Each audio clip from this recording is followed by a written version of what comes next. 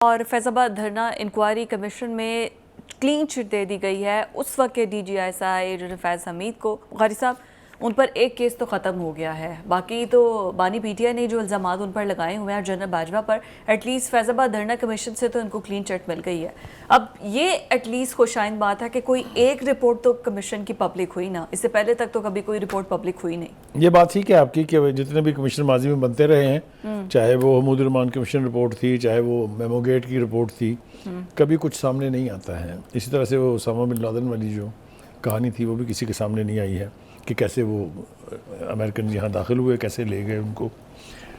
कहने का मतलब ये है कि कौम को बेवकूफ़ बनाने का ठेका किसके पास है, मुझे ये प्रिसाइसली तो नहीं पता, लेकिन इस ख़ास केस के अंदर तो मुस्लिम लीग नून का जितना भी उनकी अकल का, उनके फैसलों का, उनकी सियासत का मातम किया जाए उतना ही कम है। अच्छा, अब आप पूछिए क्यों?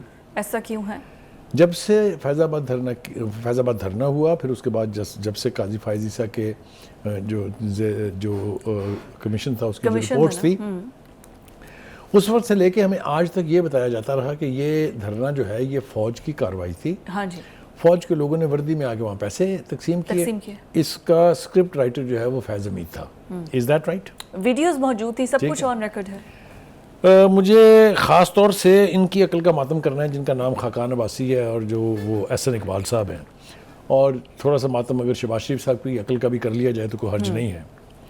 इन्होंने बेवकूफ़ बनाए रखा साल साल लोगों को, और जो बयान हल्फी लिख के दिया है उसमें फैज़ हमीद को क्लीन चिट इन्होंने दी है। हाँ जी, कमीशन ने नहीं दी है, उसका कोई इन्होंने लिख के दिया कि ये फैज़ हमीद जो है ये बेगुनाह है, इसका कोई कसूर नहीं है इसमें। तो उससे पहले तक ये कहते मुझे आप ये बताइए, ये मुस्लिम लीग नून मुंह दिखाने के काबिल है किसी को कि इतना बिल्डअप किया गया इस इशू को कि फैज़ाबाद धरने में पता नहीं क्या हो गया, वो फौजियों ने आके पैसे तकसीम कर दिए, वो ये हो गया, वो ये हो गया। पता चला ये सारे खुद कल्प्रिट हैं, ये सारे खुद कल्प्रिट हैं और इनको इसकी सजा मिलनी चाहिए। इकबाल खुद आगे they should not be allowed to go scot free. इनके खिलाफ एक्शन होना चाहिए जिन्होंने कौम को बेवकूफ़ बनाया है। देखिए, कमीशन की रिपोर्ट जो है उसके बारे में सोशल मीडिया के ऊपर ये प्रोपेगेंडा चलाया गया, जो भी कह लें आप इसको, कि जी ये जो रिपोर्ट है ये TRO के मुताबिक नहीं है, और इसके अंदर जो रोल था फ़ौज का और दीगर लोगों का उसका वजाहत से बयान नहीं है। लेकिन अटॉर्नी जनरल साहब जो हैं उन्होंने ये खबर जो है इसको फेक करार दिया। उनका ऐसी कोई बात नहीं है। अभी तो रिपोर्ट हमें सबमिट नहीं हुई, हमारे पास आई नहीं है, तो आएगी तो फिर हम इसको सुप्रीम कोर्ट में जमा करा देंगे, क्योंकि सुप्रीम कोर्ट का तकाजा था कि एक कमीशन बना के हक़ाइक़ को मालूम किया जाए। ठीक है जी, राइट। अब जिनको आपने कल्प्रिट दिया है, अब इनके खिलाफ कि एहसन इकबाल, शहबाज शरीफ, शाहिद खाकान अब्बासी वैसे तो टीवी पर आकर ऐसे दबंग तरीके से स्टाइल में बोल रहे होते हैं। नहीं, वो दबंग शबंग कोई नहीं है। वो उनको पहली बात तो ये है कि उनका अपना कद काठ कोई नहीं था। वो उनको अपने बाप की वजह से मुस्लिम लीग के अंदर अहमियत मिल गई थी, क्योंकि खाकान अब्बासी साहब जो थे बहुत बड़ा आदमी था। वो बेटे ने तो खैर लुटिया उनकी डबो दी है बिल्कुल ही। वो कमिटेड आदमी था, डेडिकेटेड आदमी था नवाज शरीफ साहब के साथ।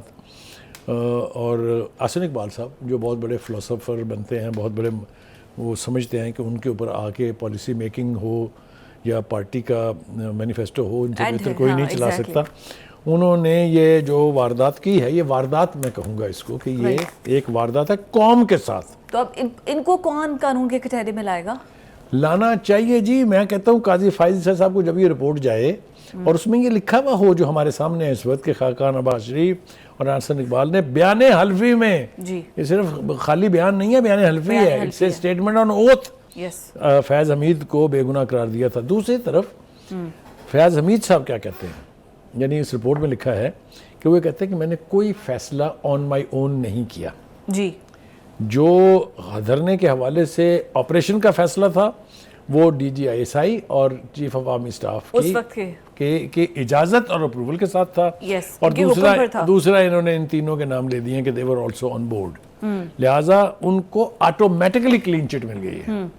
और मैं समझता हूँ कि हम लोगों ने भी, मैं शामिल हूँ उसमें, जिन्होंने शायद बहुत ज़्यादती की होगी फैज़ हमीद साहब की ज़ात के साथ, इसी फैजाबाद धरना केस को लेके जिनको इन मुस्लिम लीग के सो कॉल्ड लीडर जो हैं, इन्होंने ये यकीन दिलाया था कि जी ये फ़ौज ने किया था, फ़ौज की वजह से हमारी हुकूमत को जाना पड़ा, that was all nonsensical, whimsical, और अब पता चल रहा है कि सूरत हाल क्या है। ठीक हो गया उन्हीं के जी? स्टेटमेंट्स थे, उन्हीं के बयान थे, आगे उन्हीं के अपने बैरिस्टर बयान से। गौहर बात कर रहे खुद हैं। आप अपने दाम में से याद आ गया। ठीक है जी, ये इनका हाल है इस वक्त जी। मुलाकात हुई है बैरिस्टर गौहर की, शेर अफजल मरवत की इमरान खान से, और गिले शिकवे उसी तरह हैं। देखें, ये एक अजीबो-गरीब दास्तान है, ये एक अजीबो-गरीब पार्टी है, एक अजीबो-गरीब इसके फॉलोअर्स हैं।